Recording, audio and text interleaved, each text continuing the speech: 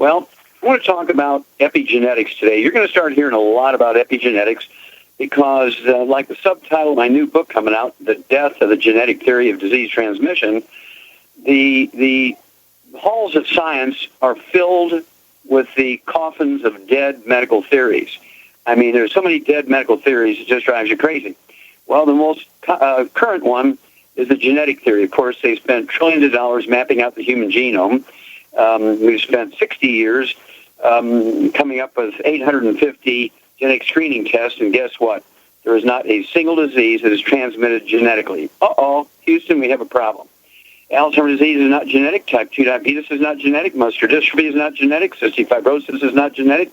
Heart disease of all kinds, congestive heart failure, cardiomyopathy heart disease, coronary heart disease, high blood pressure. None of these things are genetic. They're actually caused by nutritional deficiencies, which do impact everything from enzymes to mitochondria to DNA and so on. But none of it's transmitted genetically as has been proposed for the last, say 150 years by the medical system. Another one of those dead medical theories, the death of the genetic theory of disease transmission. Well, it turns out that every birth defect you can name, and 10 times that many you can't, are also caused by nutritional deficiencies of the embryo. As the embryo is going down the assembly line, so to speak, and being formed, the sperm fertilizes the egg, and you have a zygote, and then the zygote goes to a gastrula, and the gastrula goes to an embryo, and the embryo to a fetus, and then the baby's born 9 months later.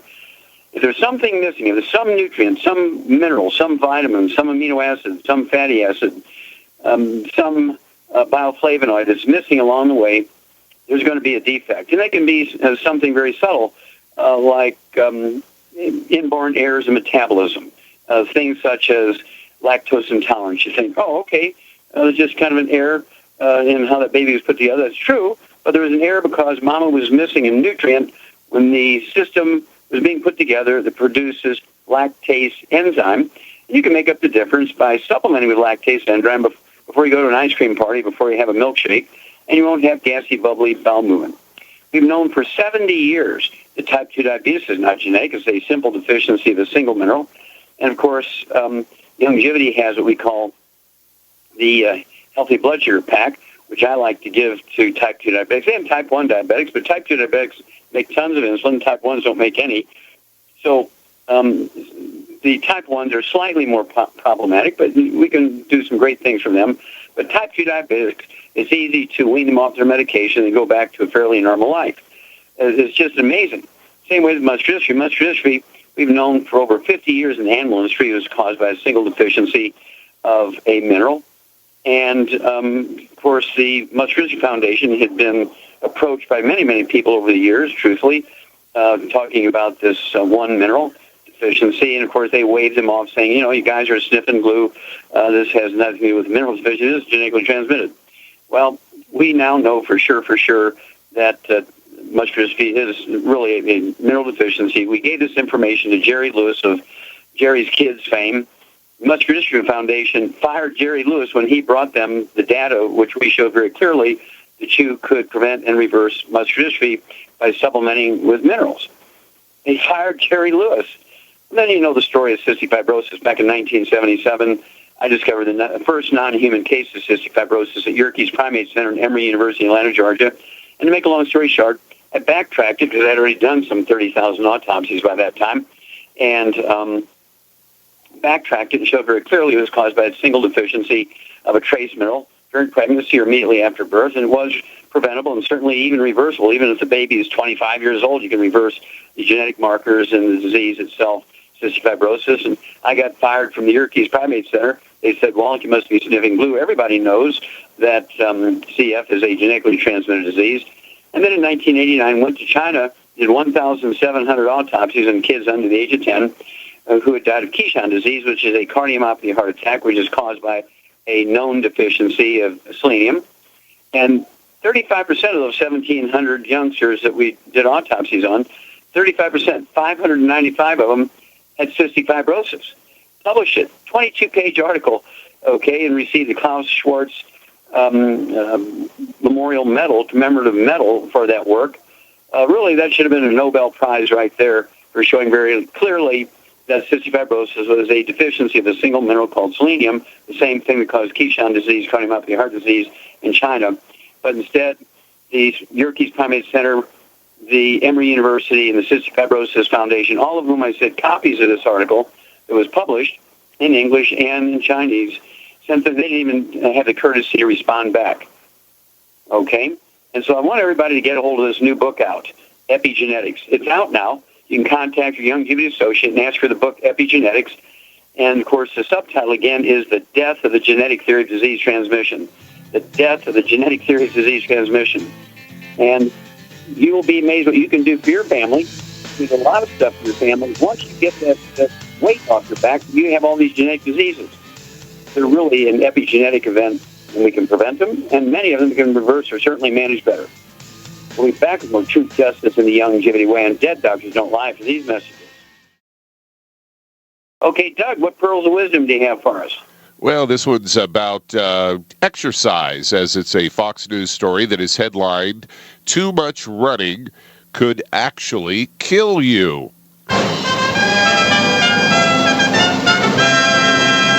Now, you're vindicated on this for a couple of reasons. One, because you've been talking about this, how exercise without supplementation is suicide for years. And there's a new study out that found that moderate runners lived longer than people who don't exercise at all and people who run lots of miles.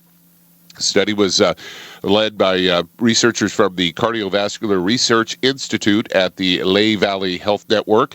It involved 3,800 runners who supplied info on their heart risk factors and their use of non-steroidal anti-inflammatory drugs like ibuprofen. Almost 70% of those in the group clocked more than 20 miles a week. They said it's not clear why too much running might lead to longevity, might be bad for longevity. And they go on to say they ruled out factors like prior cardiovascular risk linked to things like high blood pressure, high cholesterol, diabetes, family history, I guess it's genetic still, and smoking, or exercise use or excessive use of these NSAIDs that have been linked to heart problems. As one doctor who's also a running coach said that extreme exercise can actually cause some scarring of the heart. Another study found that marathon runners had more plaque in their coronary arteries. And they say, again, it's not clear why, but one researcher notes it's plausible, not proof by any stretch, that metabolic changes when running could be moderately toxic to the arteries. And not one mention of nutritional supplementation or the lack thereof, and the fact that there was a study done a few years ago that found that people who rode their bicycles to work and jogged in areas where there was a lot of heavy traffic, they actually had more carbon in their lungs than couch potatoes. So, once again, they get part of it right, but they miss the ball, completely. Yeah, they take that left-hand turn, of course, and they forget that sweat is not water. Sweat is a soup that contains all the nutrients you're sweating out. And you sweat out enough selenium, you're going to die of a cardiomyopathy heart attack that causes sudden heart death, which very frequently kills young athletes, regardless of the sport, and professional athletes, regardless of the sport, Olympic athletes, regardless of the sport. And, of course, that's why we came up with the CD called Serial Killers. It has to do with gluten and not being able to absorb things. And also, don't forget, Dead Athletes Don't Lie. Two great CDs that will explain the story. Dead Athletes Don't Lie and Serial Killers, both of which are going to show you why athletes are more prone to sudden heart death, cardiomyopathy heart disease, a deficiency of selenium. Remember, I did the Crohn study, which is caused by Crohn disease, is a cardiomyopathy heart disease, sudden heart death caused by a selenium deficiency. And these things happen all the time.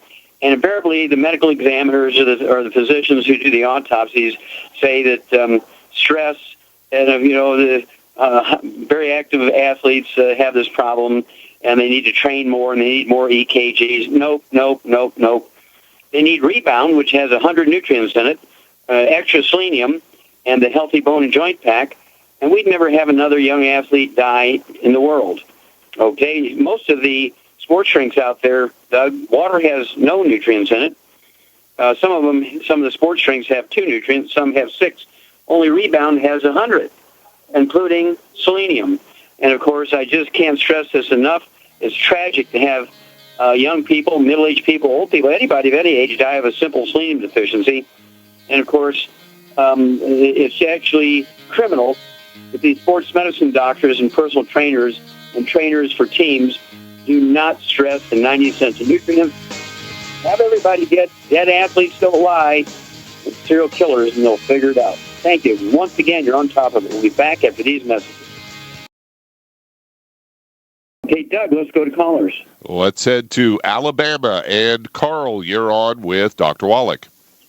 Hello, Carl. Yes. Dr. Wallach, I called you once. I told you I was a diabetic. You told me to call you back in 2 weeks. It's been a little bit more than 2 weeks, but I am down to, I was taking 2 metformins, 500 milligrams, one in the morning, one in the evening. I'm down to 1. Okay. After 3 weeks, my sugar was down to 70. It averaged 76 to 82, so I come off of one of them. But since then, it's been averaging in the 80s and the 90s. And 1 or 2 times it was over, a little bit over 100, like 105, 109. Oh, so, now, how much you weigh? How much you weigh, Carl? I weigh 220 right now. Okay, well, make sure you're taking a minimum of 3 of the sweeties twice a day. Be 2 bottles a month of the sweeties. And you're going to need, you can get it as 2 of the healthy blood sugar packs per month, 1 per 100 pounds of body weight. That will allow you to have 1 ounce of the OsteoFX Plus at breakfast and dinner, 2 scoops of the Beyond Tangerine 2.0 NutriCrystals at breakfast and dinner, 3 of the EFA Plus at breakfast and dinner, and then 3 of those sweeties at breakfast and dinner. You can actually speed up the process if you wish. If you just get a separate bottle of sweeties, you could take a third dose of 3 capsules. You'd add that to your 2 healthy blood sugar packs. So you'd have your 2 healthy blood sugar packs, an extra bottle of sweeties. So you could take 3 sweeties at breakfast, 3 sweeties at lunch, and 3 sweeties at dinner time, and that'll speed up your process. But hovering around 100 is not a bad thing. But I think if you want to speed up the process, you certainly can do so by adding that individual bottle of sweeties, taking 9 a day. And then, how tall are you, sir? 6 foot. 6 foot, okay. And so 220 isn't really bad, but, if it's all muscle, so you got a little bit of a belly, you might want to get down to 195 or 200. So losing 20 pounds can't hurt, and that would happen slowly over time with just this program. If you want to speed it up, you could throw in the ASAP, and you lose a half pound to 2 pounds a day. So in a month or so, say 1 to 2 months, you get rid of that 10, 15, 20 pounds, and that would certainly speed up, also contribute to a faster control. But actually, the fact that you got your blood sugar down below 100 on a consistent basis is really good. Just watch what you eat before you go to bed. Cut way back on the carbohydrates. Just make sure that you're eating mostly vegetables and eggs and meat and fish and poultry, lots of vegetables, and stay away from the carbohydrates. And thank you so much for calling back, giving us that report. Call us again in a couple of weeks, and let us know how you're doing. Let's head to California. And William, you're on with Dr. Wallach. Well, William, you're on the air. How are you doing there, Doctor? Very fine, sir. Thank you. How can I help you?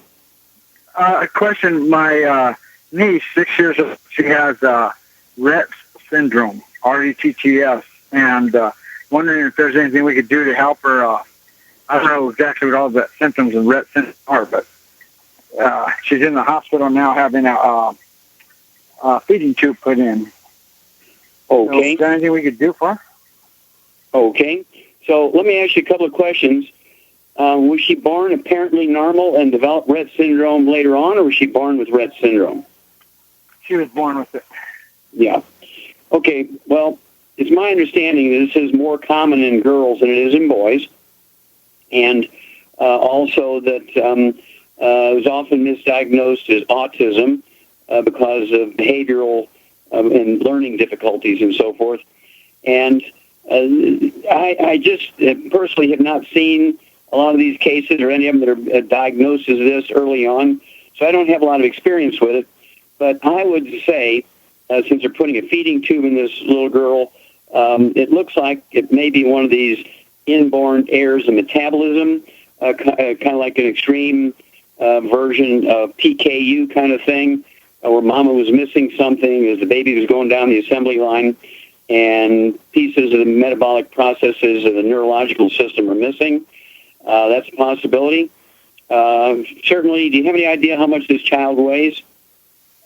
About 28, 30 pounds. Okay, 30 pounds for a 6-year-old. She's certainly an underweight. Okay, underweight, very small child for a 6-year-old. A 6-year-old, I'd like to see 50, 60 pounds. And basically, I'd like to get some more information on this. I'll do some more looking. But even 30 pounds, this little gal, I'd get her on a gluten-free diet, no wheat, barley, rye, or oats, no fried foods, no processed meats, no oils. You can have things like baked sweet potatoes with butter and cinnamon. You can have eggs, a great source of nutrition, lots of vegetables, beef and chicken and fish. Everything's got to be poached and roasted and baked. And then the 90 essential nutrients. And it may be something, if they're going to be installing a feeding tube in this child, it may be that it has to be something simple. If there's no sensitivity to sugar, I'd go with something like, and they're doing it through a feeding tube, be okay to use the Ultimate Classic or Tropical Plus. The Ultimate Classic has more minerals in it, so I might want to go with that. There's 1 ounce per 100 pounds of body weight, so I would go ahead and give that child maybe a 2/3 of an ounce a day, or maybe 1/3 of an ounce a day. I guess 1/3 of an ounce a day, and divide it up into 1/3 of a third at breakfast, which is a teaspoon at breakfast, a teaspoon at lunch, a teaspoon at dinner time with the Ultimate Classic. Be sure to throw in a couple of Smart FX.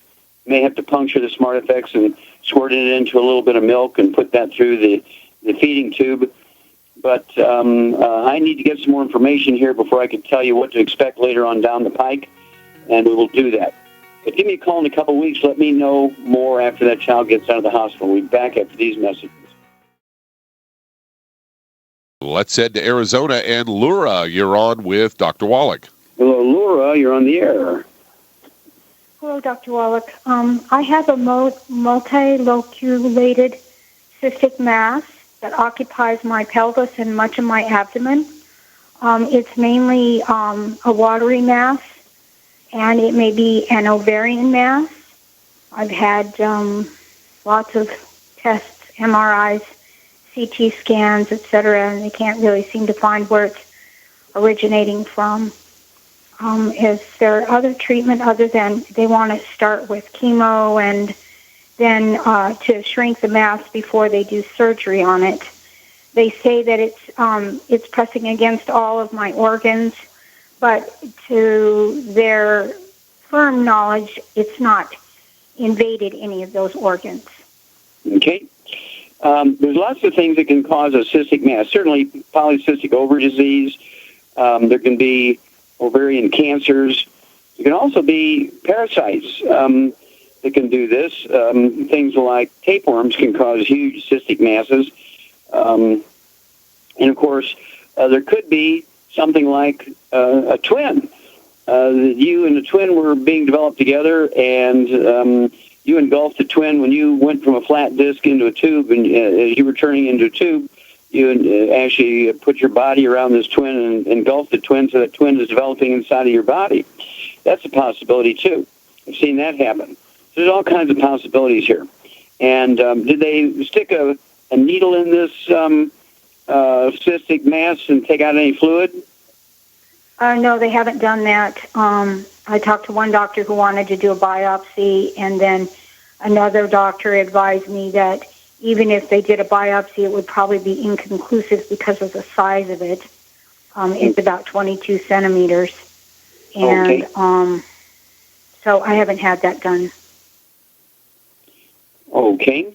Let's see here. So we're looking at about, 5 inches totally in diameter? It's more like 10. Oh, 10, okay. It's more like 10. Okay. So is it like a basketball, or is it like a sausage? It's kind of like a sausage. It goes across my abdomen sideways, but then part of it actually goes up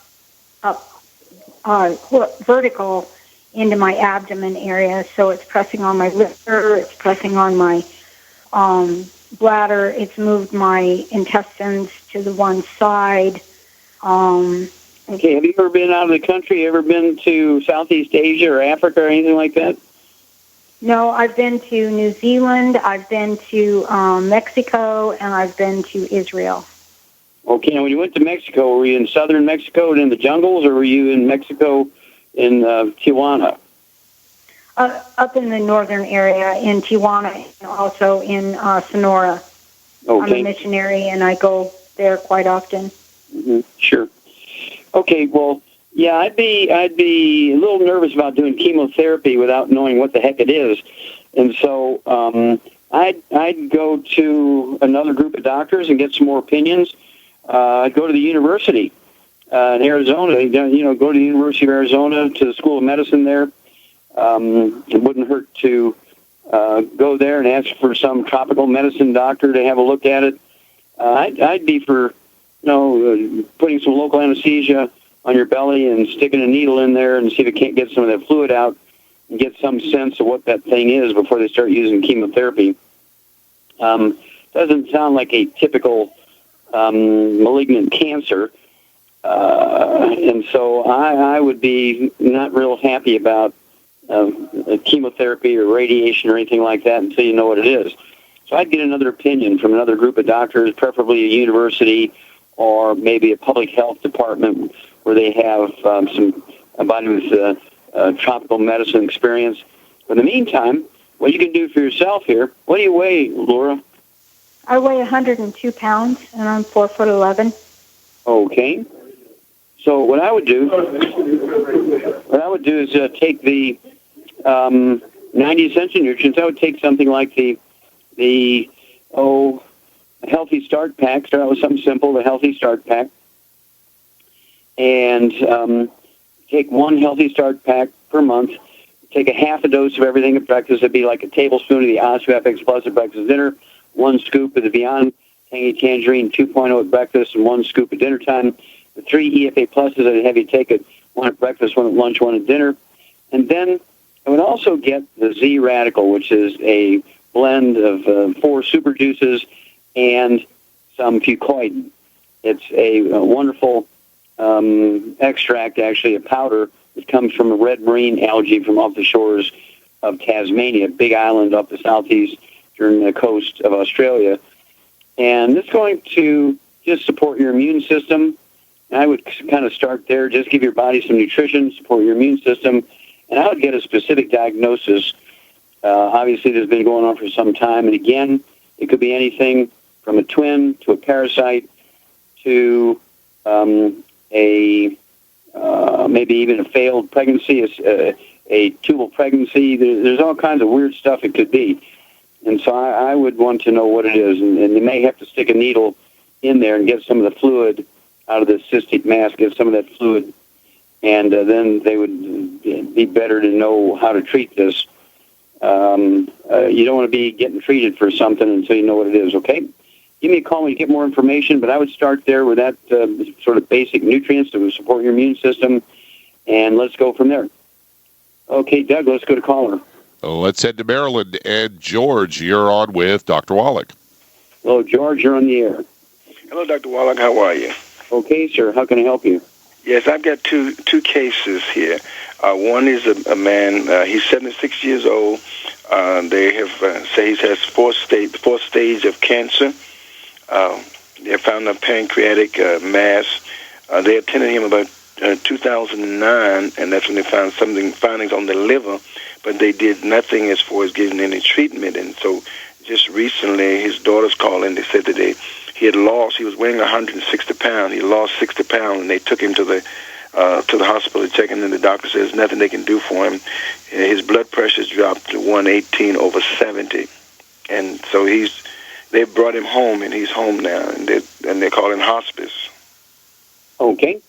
Well, if they want to do something for him other than hospice, certainly we can help him with a better quality of life. If they're throwing him under the bus, if the medical system throwing him under the bus, there's nothing more we can do for him. They're usually talking about less than 6 months, maybe less than 3 months, when they put him in hospice and they say, hey, he's lost almost 40% of his body weight here. And pancreatic cancer is usually a very, very serious life-threatening cancer. And so I can see where they'd be very nervous about giving him any hope. But what I would do here is at 100 pounds, I would give him one Healthy Start pack. Again, a tablespoon of the OsteoFX Plus at breakfast and dinner. 1 scoop of the Viante Tangerine NutriCrystals 2.0 at breakfast and dinner. The 3 EFA Pluses at breakfast, 1 at breakfast, lunch, and dinner. And I'd give him 9 selenium a day, 3 at breakfast, lunch, and dinner, and 3 ounces of the free radical a day, ounce at breakfast, lunch, and dinner, and give him eggs and some ice cream. Call me every couple of weeks on him. Hang on, we'll talk about number 2 later.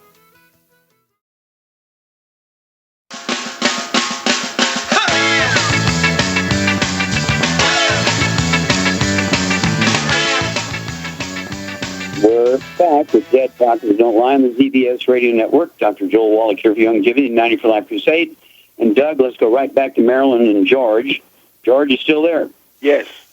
Okay, one other thing I would give to this 76-year-old 100-pound guy with the terminal pancreatic cancer, I'd also give him the Rebound, our sports drink that has 100 nutrients in it.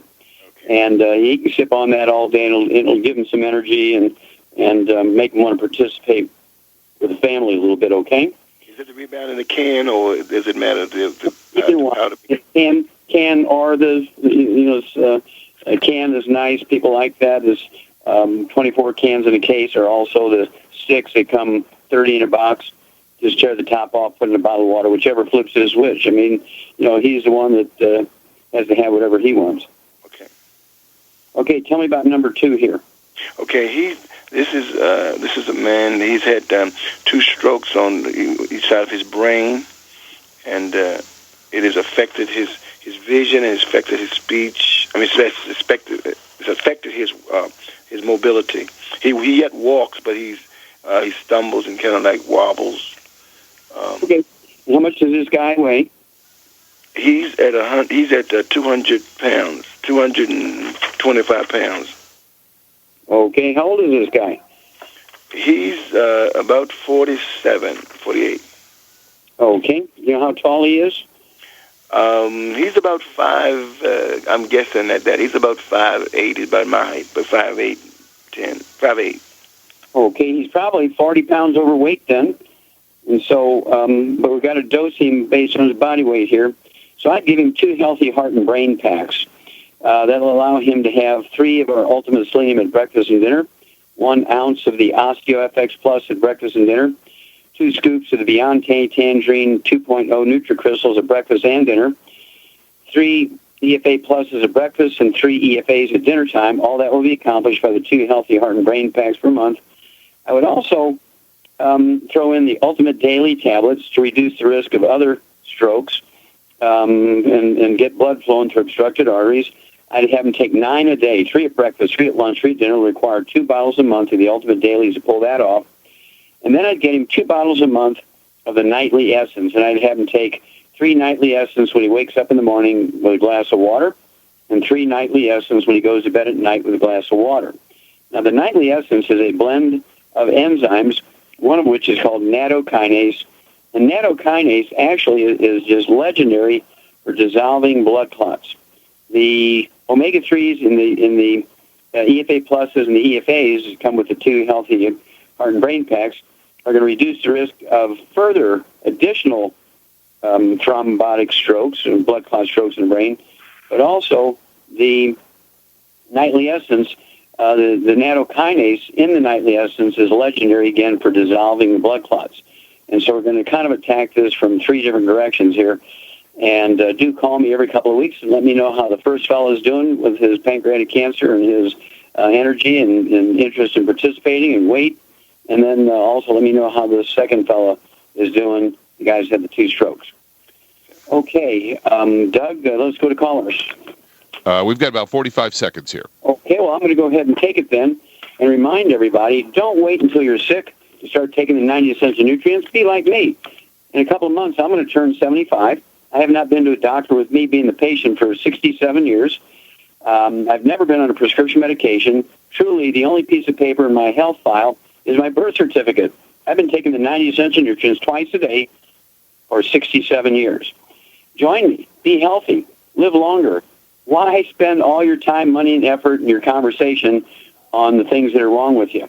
Why not spend all your time and your health and your energy and your time on doing fun things and being with your family and your friends, participating in life? Because it could take being obsessive about it. The people who really pay attention to the 90 essential nutrients are the ones that are going to prevail health-wise and time-wise, longevity-wise. Thank you so much, everybody, for great testimonies today. Thank you, Doug and Richard. Superlative job as usual. God bless each and every one of you. God bless our troops. God bless our Navy SEALs. And God bless America.